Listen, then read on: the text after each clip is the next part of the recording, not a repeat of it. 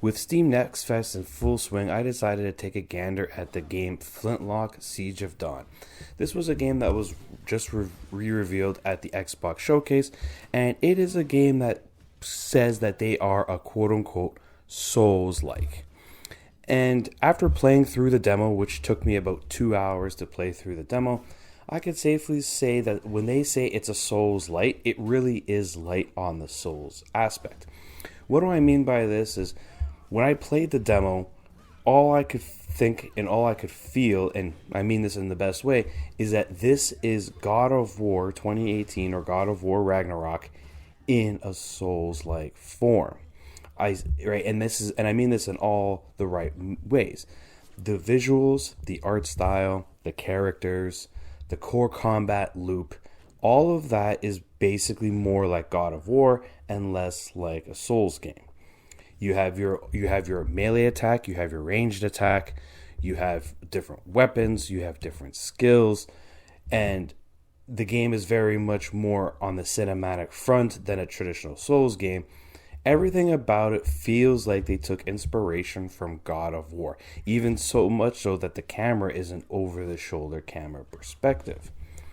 But where the Souls aspect comes into play is mostly in terms of how punishing the game is. While the game does feature 3 difficulty settings to cater to different skills of players, it doesn't change the fact that when you die, you lose your renown currency, the currency you will use to upgrade your character or purchase upgrades for your weapons and gear. And when you die, you drop that renown and you have to go back to your body and collect it again, much like you would in a Souls game. That is basically the extent of the Souls-like aspect. Even the leveling system, the way you level up your character, is more in line with God of War than it is a Souls game. Souls games typically have multiple stats that you dial up as you level up, where in Flintlock, you're not really dialing up stats, you're learning skills, and you're adding skills to your repertoire, much like you would in God of War. The menu system, while you're doing this, is very similar to God of War. So while they do advertise it as a Souls-like, it's more like a God of War game that punishes you in the same way of a Souls game. One of the neat things that I do like about the gameplay is as you get kills and as you clear rooms, you have a multiplier, and that multiplier will keep going up so long as you don't take a hit and you do different things. And when you're ready, at the push of the button, you can claim and collect that multiplier of all the reputation that you have earned. So that's a neat little new trick. If you get hit, it resets and goes right back down to 0. So the game really does encourage you to use different skills, use different abilities, but not get hit, so that multiplier can keep going up and you can collect more reputation quickly. The demo itself did feature a couple mini bosses and one major boss for us to sample.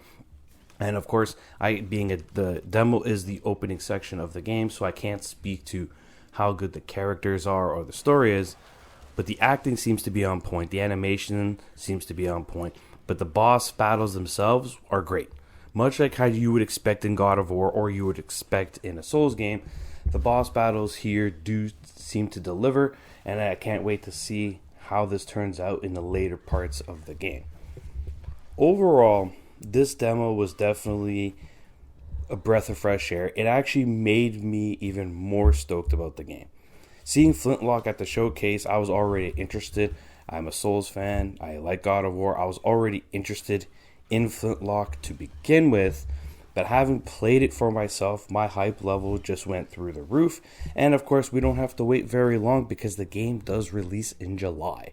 So it's about a month away from now from the making of this video, and this is in our hands. It will be available on all platforms, and it will be available for Game Pass for those who are Game Pass subscribers.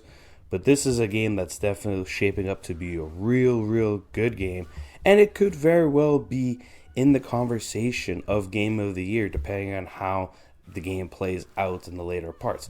From the small sample that I've played, Flintlock has a lot of potential and is definitely a game that people should keep their eye on for its release and how it plays out for the year. But overall, if you are on Steam and you have access to a good rig, I recommend you trying the demo out while it's available. It will expire at the end of the Steam Next Fest, but if you don't get a chance, just know that this game is shaping up to be real good, and to keep an eye for it when it releases in July this year. This is Veteran Gamer, and I hope to see you guys next time.